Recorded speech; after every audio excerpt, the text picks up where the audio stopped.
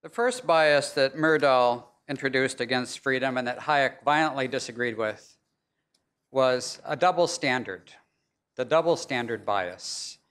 A double standard in which we in the West, and we especially in development, might have cared about our own rights as rich people, but did not care about the rights or freedoms of poor people.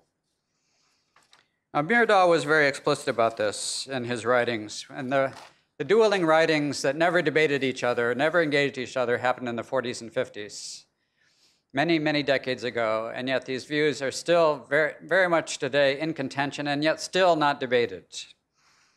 So Myrdal said the development effort had to be staged by the governments of underdeveloped countries that had what he called a largely illiterate and apathetic citizenry. He argued that even what he called the autocratic element in Soviet communism, even that, such totalitarian tyranny, this is another quote directly from Myrdal, satisfies a predisposition of the masses in these countries who for centuries have been conditioned to respond positively to direction from authority.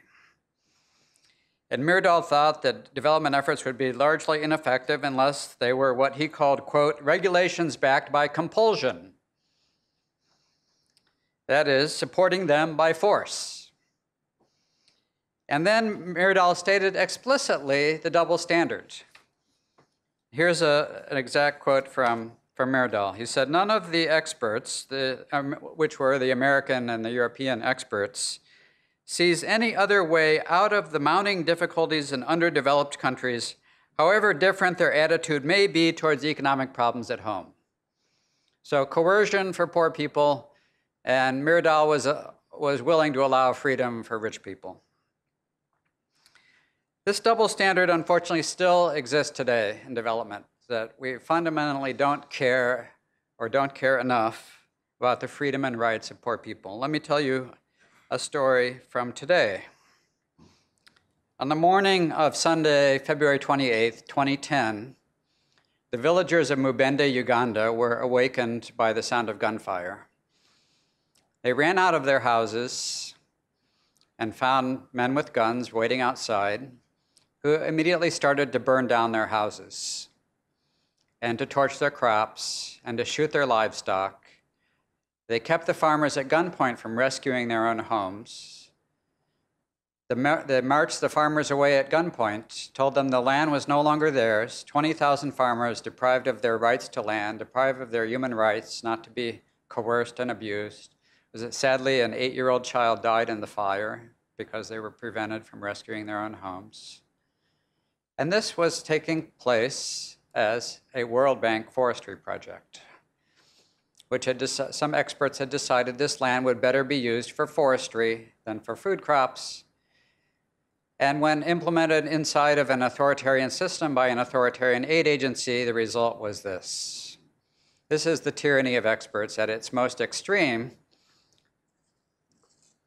And what's most revealing to me about the development community is what happened afterwards. Unlike many other rights abuses and violations of the freedoms of poor people that happen around the world, this one made it onto the front page of the New York Times. And the World Bank promised the next day that they would investigate what happened. 4 years later, that investigation has never happened. And what's more than that is no one else has really paid much attention to any of these events, and no one has protested either the original events or the non-investigation by the World Bank. This whole story says volumes to me about how little the development community really cares about the rights of poor people, that even such an egregious rights violation did not lead to any protest. Now, Hayek was very clear on freedom as both the source of development empirically. By the way, another strange thing that this double standard did is that it removed as possible models for what was then called third world development, the examples of those countries that had actually succeeded at development, the first world. Because the paternalistic assumption was that the first world methods would not work in the third world. First world peoples might have gotten developed because of their own free institutions, but Myrdal's double standard meant that those would not apply. So even in the third world, so even the debate about evidence was sort of rigged from the beginning in this way, that here we have a body of evidence about freedom and development, and we're going to, in considering how to succeed at development, we're going to exclude all the examples of those who have succeeded at development, which happen to be the more free countries. And so that even biased the empirical debate about the effect of freedom on development from the very beginning, that the success stories of freedom in the first world were left out. So Hayek condemned all of this right from the beginning. In fact, he condemned it before it even happened in The Road to Serfdom. He was very clear that the change from a rigidly organized hierarchical system, in Hayek's words, into one in which people could shape their own life was the root of prosperity in the West.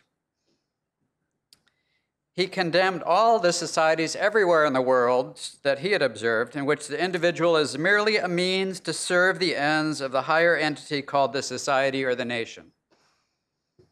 From this followed what Hayek called the disregard of the life and happiness of the individual, along with the intolerance and brutal suppression of dissent.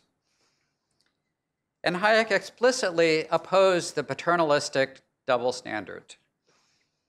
He understood how it led to the denial of liberty to the objects of this paternalism. He said, this is the final quote from Hayek in this first phase of the debate, "The more a person dislikes the strange, the other, the them, the Africans, the Asians, and thinks his own way is superior, the more he tends to regard it as his mission to civilize others." Hayek wrote that in The Road to Serfdom in 1944. A few years later, the word civilize would be changed to develop.